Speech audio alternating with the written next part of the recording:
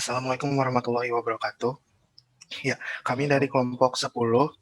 Di sini kami akan mempresentasikan proyek kami yang berjudul Identifikasi Penyakit Mosaik Tembakau pada Tanaman Tomat dengan Pendekatan Radial Basis Function Neural Network atau RBFNN.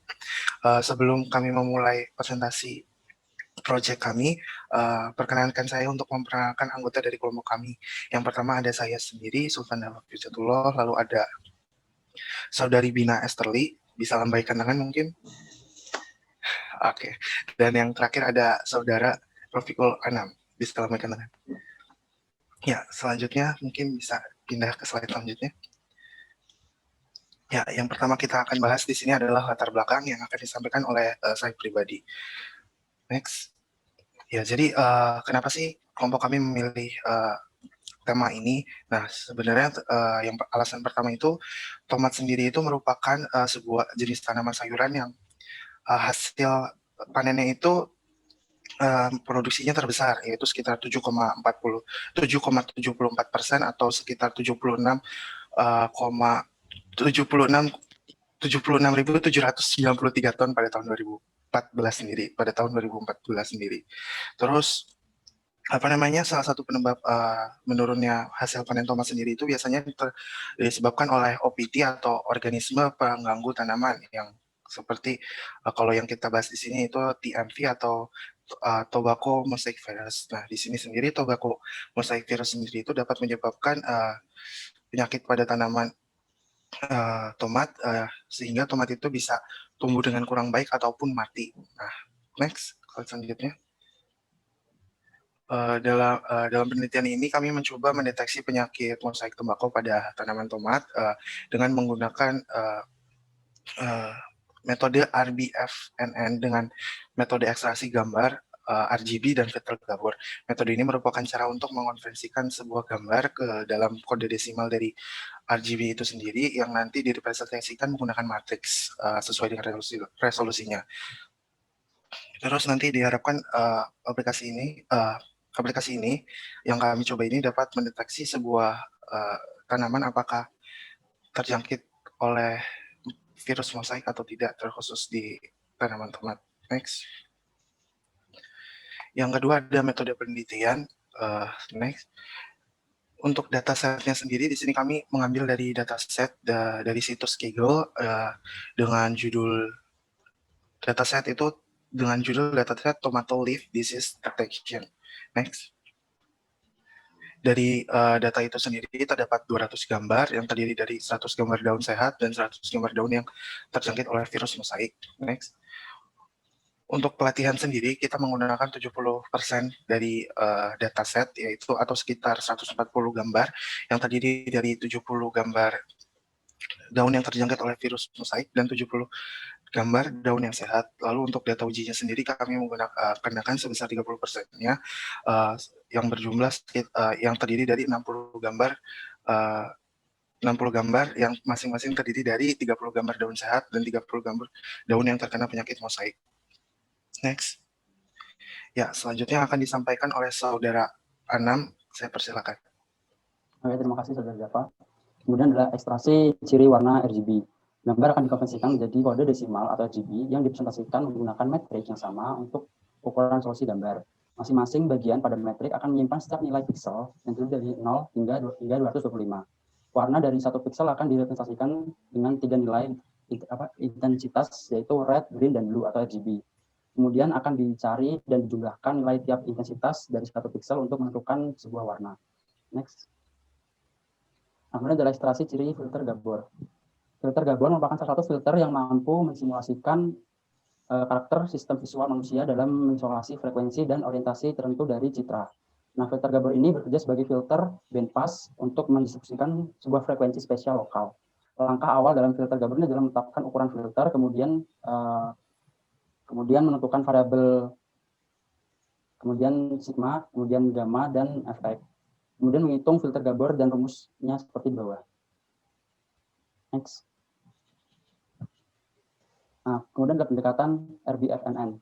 Pendekatan radikal basis fungsional neutral network adalah salah satu pembelajaran yang biasa digunakan untuk menyelesaikan masalah forecasting. Nah, RBFNN ini sendiri terbagi menjadi dua fungsi, yaitu new RBE dan new RB. Pada new RBE memiliki jumlah neutron sebanyak jumlah input yang terbentuk. Sedangkan pada new RB, setiap iterasi akan terbentuk satu neutron. Neutron yang memiliki total error terkecil akan menerima sebagian dari neutron baru. Kemudian error pada jaringan akan diperiksa kembali. Jika error jaringan sudah cukup kecil, maka iterasi dihentikan. Tapi jika error jaringan masih cukup besar, maka akan ditambahkan neutron berikutnya. Demikian seterusnya. Next. Nah, terdapat 3 lapis struktur radial basis function, yaitu lapisan pertama disebut input layer yang berisikan titik atau node yang disusun dari variabel prediktor sebanyak R0. Nah, kemudian ada lapis yang disebut dengan hidden layer, yang terdiri dari hidden unit. Setiap hidden unit memiliki fungsi radial basis. Nah, kemudian yang ketiga terdapat output layer yang terdiri dari unit tunggal dan unit tunggal yang linear. Next. Nah, hasil pembahasan saudara. Ya, pada hasil dan pembahasan kami di sini menggunakan MATLAB untuk pengembangan sistemnya. Bisa saya jelaskan terlebih dahulu. Nah, di sini pada sintak ini nantinya gambar-gambar akan dibaca dan diambil ekstraksi ciri warna RGB dan ciri tekstur gambar gabor. Sehingga nanti akan didapatkan matriks yang berisi nilai RGB, min, entropi, dan varians dari citra magnitude.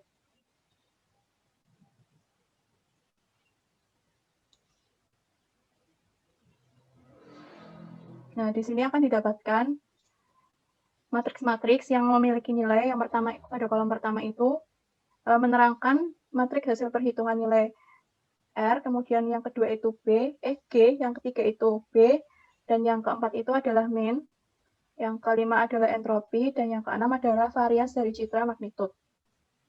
Kemudian setelah dilakukan proses data latih, kita akan melakukan pelatihan jaringan.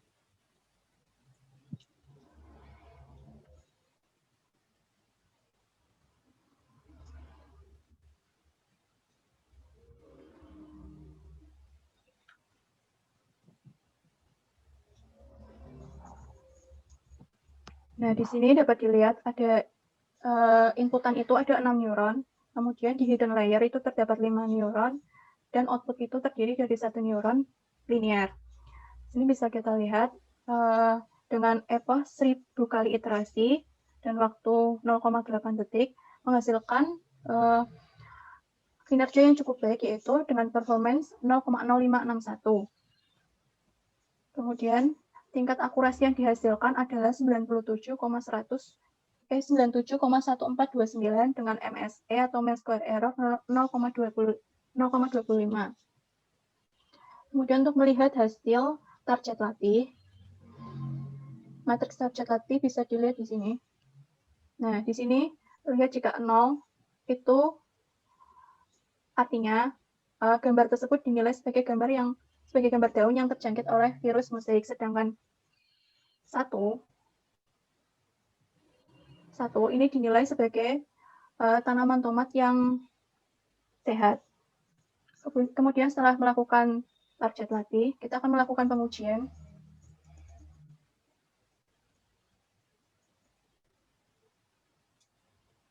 Nah, dari hasil pengujian ini didapatkan nilai akurasi sebesar 100%.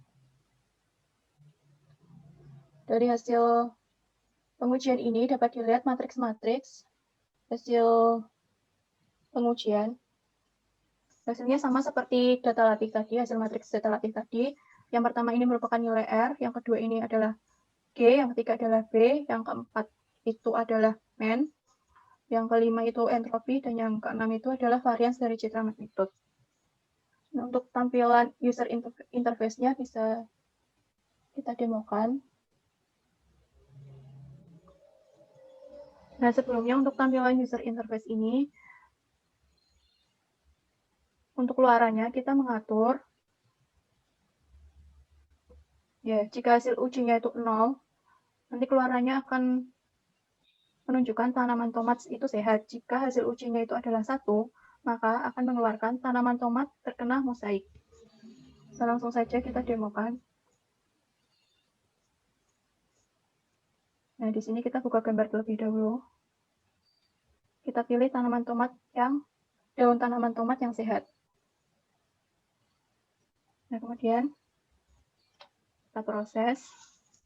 Nah, di sini proses ekstraksi ini akan menghasilkan nilai red, green, blue, dan magnitude yang nilainya dapat dilihat di tabel-tabel berikut ini. Untuk hasilnya, bisa dilihat hasilnya adalah tanaman tomat sehat.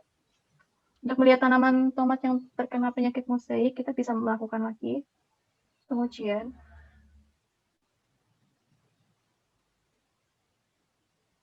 Ini. Nah, di sini akan didapatkan nilai-nilai dari hasil pengujian dan hasilnya dapat ditampilkan jika tanaman tomat terkena mosaik. Seperti itu. Ya, kesimpulan yang mungkin akan disampaikan oleh Saudara Anam. Hasil proses pengujian diperoleh informasi bahwa dari 200 data citra yang dipilih dapat diidentifikasikan bahwa dengan benar sehingga akurasi yang dihasilkan untuk proses pelatihan adalah 97,1429% dan akurasi untuk proses pengujian adalah 100%. Nilai akurasi pelatihan dan pengujian yang tinggi menunjukkan bahwa metode RBFNN yang digunakan ini mampu melakukan klasifikasi jenis penyakit pada tanaman tomat. Nah, apakah tanaman tomat tersebut dapat sehat atau terkena penyakit mosaik?